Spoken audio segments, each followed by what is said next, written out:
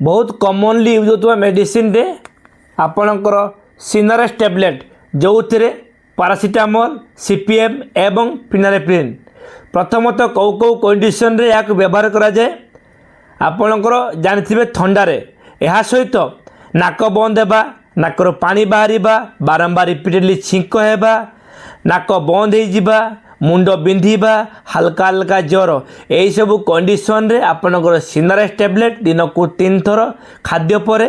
आवश्यक हेले किछि एंटीहिस्टामिनिक जेमितिका सेट्रिजिन बा ल्यूकोट्रिन एंटागोनिस्ट मॉन्टेकेल्सी बा मॉन्टिकप खाई पारिबे आवश्यक हेले किछि अल्प एमजी रे मध्ये पैरासिटामोल ऐड करि पारिबे जो ज्वर अधिक थिबो एंटीबायोटिक व्यवहार आवश्यक नहीं आवश्यक हेले अल्प किसी व्यवहार करें नेबा द्वारा जो ठंडा हाइनोसाइटिस बा मुंड बिंधा हेउची यह ठीक हो किसी भल वीडियो लाइक शेयर कमेंट निश्चित